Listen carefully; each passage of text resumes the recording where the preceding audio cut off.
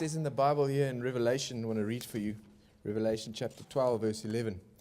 And they overcame him by the blood of the Lamb and by the word of their testimony, and they did not love their lives to the death.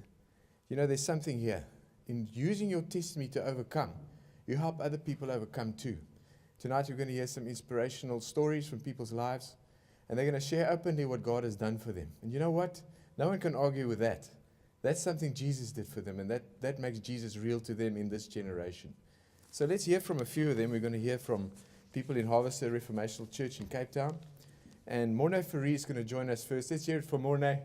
Morne, come and join us here on the couch.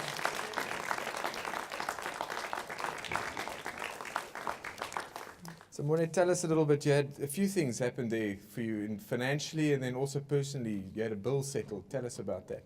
Yeah, that's a very difficult thing to go through. Sometimes life's not fair,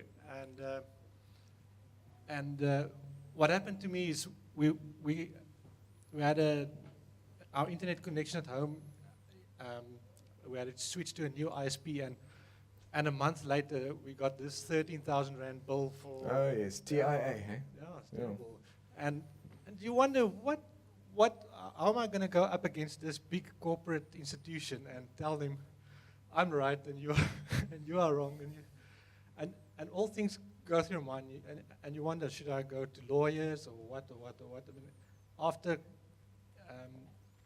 depleting all other options, calling the help desk and all those things, and this thing just became too big. And what we realized is, let's just stick to what we know in the church and just keep your peace. Number one, that's what I did.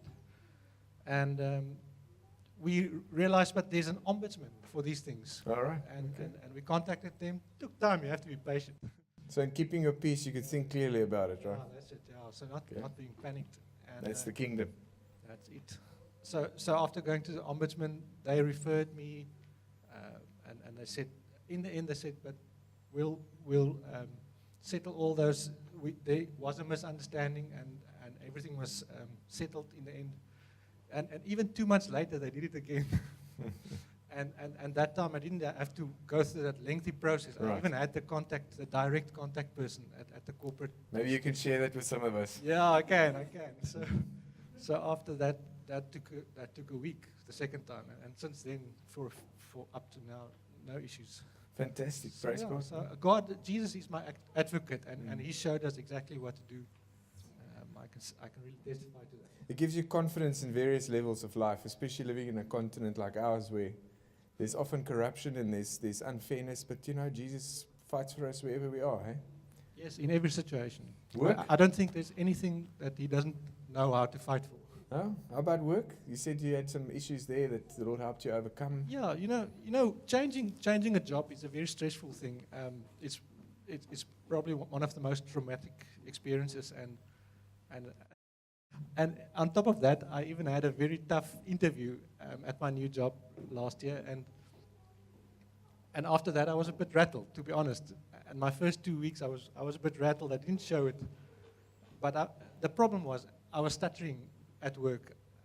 So when I communicated in via emails and everything else, everything is fine. And even when I spoke my home language, Afrikaans, I was fine. But when I spoke English, I was starting to stutter, and people were looking at me, and I thought, no, this is not going to work. So your confidence takes it. Yes, it does. And it's not what I'm there for to do. It's not my work. It's not to be a good linguist. So what happened? I realized it's something else. The root of that was the fear of man. And one day, I prayed for my line manager. None of them are believers. So I said, he was sick that day. He said, I need to go home, but we just need to finish off this thing. It was early in the morning. And I prayed for him and said, you're not going home today. We're going to pray. You're going to be better.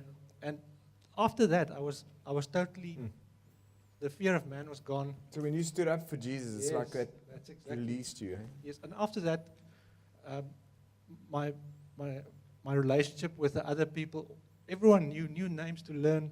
Also, it took off from that point onwards. And I must tell you that guy didn't go home that day.